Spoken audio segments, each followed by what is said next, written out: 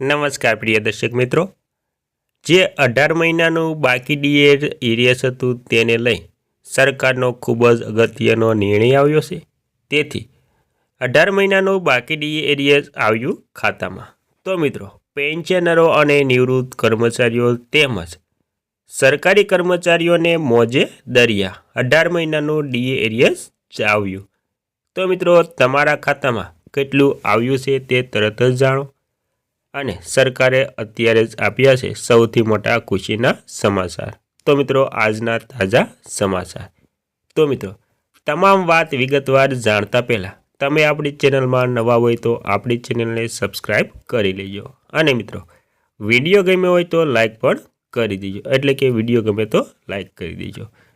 તો મિત્રો, કયા પેન્શનરો અને સરકારી કર્મચારીઓને મળશે 18 મહિનાનું બાકી ડી એરિયસ? તો મિત્રો, તેની તમામ વાત મિત્રો આપણે આ વિડીયો મારફતે કરવાના છે. તો મિત્રો, તમામ વાત વિગતવાર જાણીએ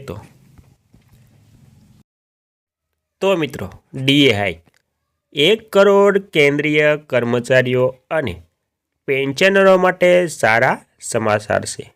શું કર્મચારીઓને 18 મહિનાનું બાકી ડી એરિયસ મળશે કે નહીં?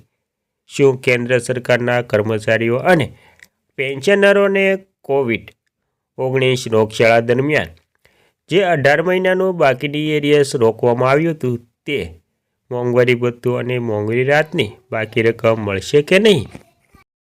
તો મિત્રો, જાણીએ તો 1 કરોડ કેન્દ્રીય કર્મચારીઓ અને પેન્શનર્સ માટે સૌથી અગત્યના સમાચાર.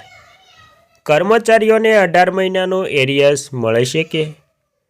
પીએમ મોદીને કેન્દ્રીય કર્મચારીઓ અને પેન્શનરોને કોરોના મહામારી દરમિયાન 18 મહિનાના પેન્ડિંગ મોંઘવારી ભથ્થા એટલે ડીએનએસ એલાઉન્સ ડીએ અને મોંઘવારી રાહત ડીઆરએસ રિલીફ એટલે કે ડીઆરનું પેન્ડિંગ ચૂકવણું આપવા અંગે પ્રપોઝ મળ્યું છે.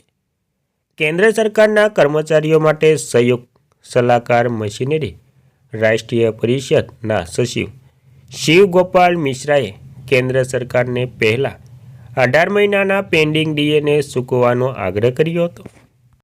તો મિત્રો, સરકારે નહોતું આપ્યું 18 મહિનાનું પેન્ડિંગ ડી એરિયસ. કોરોના મહામારીને જોતા કેન્દ્ર સરકારે જાન્યુઆરી 2020થી જૂન 2021 સુધી 18 મહિના માટે ડીએ અને ડીઆરનું પેન્ડિંગ રોકી દીધું હતું. આ પહેલાં ભારતીય સંરક્ષણ મંજૂર સંઘના મહાસચિવ મુકેશસિંહે કેન્દ્ર સરકાર પાસેથી પેમેન્ટ કરવાનો આગ્રહ કર્યો હતો. 18 મહિનાનું ડી એરિયસ હજી સુધી પેન્ડિંગ છે. નાણામંત્રી નિર્મલા સીતારામણે એક પત્ર લખ્યો હતો કે કોરોના મહામારીથી ઊભા થયેલા પડકાર અને ત્યારબાદ આવેલી આર્થિક સમસ્યાઓ અને જે છે તેમ અમે સમજીએ છીએ, જેના કારણે નાણાકીય વર્ષ 2020-21 માટે ડી અને ડીઆરની 3 હપ્તા રોકી દેવામાં આવ્યા હતા.